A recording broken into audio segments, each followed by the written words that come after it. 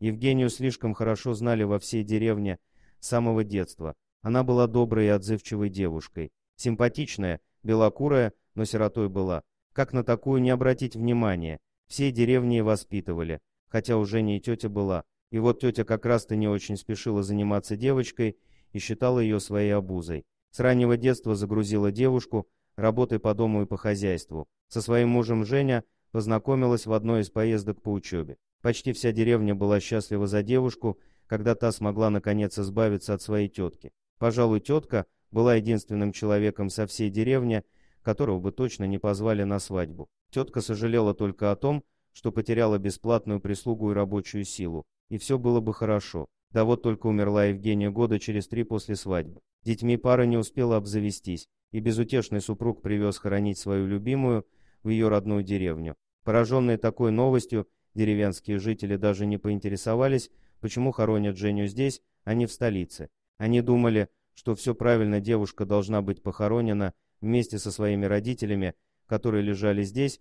на деревенском кладбище. Когда гроб привезли в деревню, безутешный муж почему-то все время настаивал на том, что крышку гроба открывать нельзя. Дескать, Женя не просто так умерла, была авария, и она сильно покалечилась, а лицо ее было изуродовано. Деревенские согласились и стали копать яму на кладбище. Все пришли на похороны Евгения, только тетки не было. Тогда староста деревни сказал, что похорон не будет, пока тетка не придет. Всю жизнь она девчонке испортила, так пусть хоть в последний путь ее проводит нормально. И если она не явится, то он прикажет участковому притащить ее на кладбище силой. Когда же тетка явилась, то ругалась, на чем свет стоит. Староста не подумал о ее скверном характере. Надеялся, что хотя бы на кладбище в такой скорбный час эта женщина будет вести себя прилично. Но не тут-то было.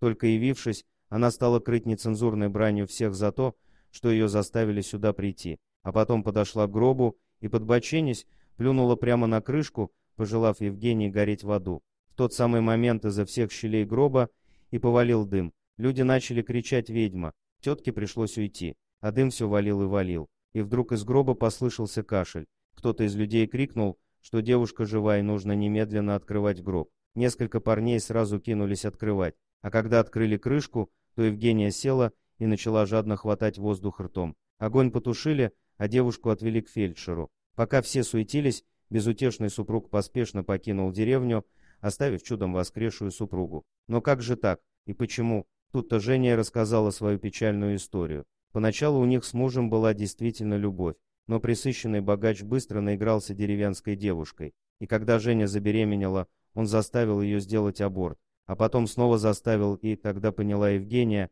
что попала она в золотую клетку. Возвращаться ей было некуда, и девушка смирилась. Смирилась с тем, что муж сделал из нее прислугу. Смирилась, когда он пропадал ночами и даже приводил в дом любовниц. Но вот когда он заявил, что любовница будет жить с ними и родит ему сына, Евгения решила подать на развод. Но вот беда, при разводе ей кое-что полагалось, а муж совсем не хотел делиться своим имуществом и деньгами с надоевшей женой. Тогда-то мерзавец и задумал всю эту гнусную историю с несуществующей аварией и поспешными похоронами в деревне, на родине и в закрытом гробу. А расчет у него был простой: в глубинке никто не проверит, никто никаких справок не спросит. Но что же случилось? Откуда весь этот дым и мистицизм? Ведь он влил изрядную дозу снотворного жене. Она точно не должна была так рано проснуться.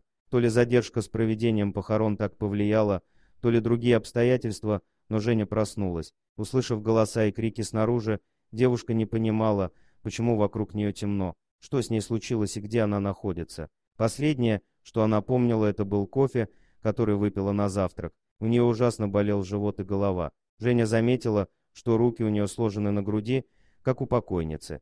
Женя попыталась встать, но не смогла даже вытянуть руки. Холодный пот прошиб девушку. Ее подозрения оправдались, она в гробу. Но, Господи, ведь она жива. Девушка стала ощупывать пространство вокруг себя. Она хотела перевернуться, но не получилось. И вдруг что-то зашуршало. Очень знакомо, словно что-то хлестнуло, затем хрустнуло и затихло. Женя догадалась, что это спички. По какой-то счастливой случайности у нее в гробу оказались спички. Она пошевелилась и снова услышала тот звук. Девушка нащупала коробок, но пока слабо представляла, что с ним делать. Судя по тому, что она отчетливо слышала голоса снаружи, Евгения понимала, что ее еще не похоронили. но вот-вот это сделают. Ее тетка верещала все громче и громче. Ее голос невозможно было не узнать. Девушка услышала, как тетка пожелала ей сгореть в аду. И ей тут же в голову пришла мысль, которая стала спасительной. Она чиркнула спичкой и прошептала: «Я всю жизнь живу в аду», а дальше все уже известно: дым,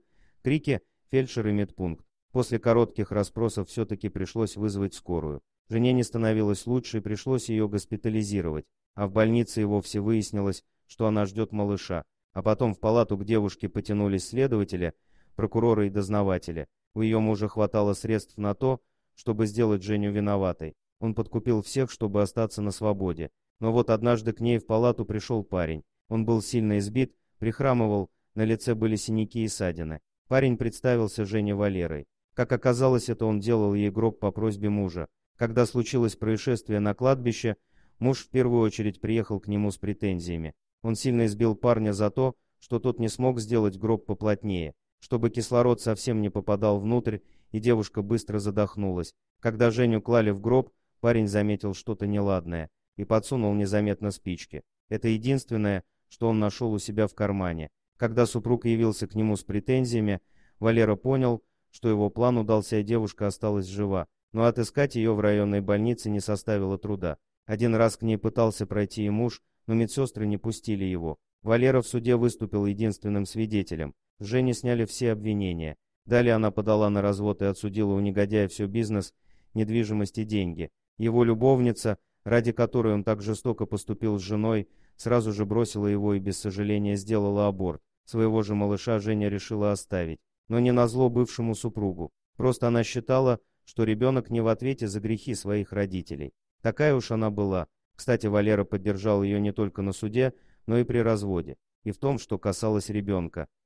Дорогие друзья, если вам понравилось видео, поставьте лайк, а также подписывайтесь на канал, где найдете еще много интересного.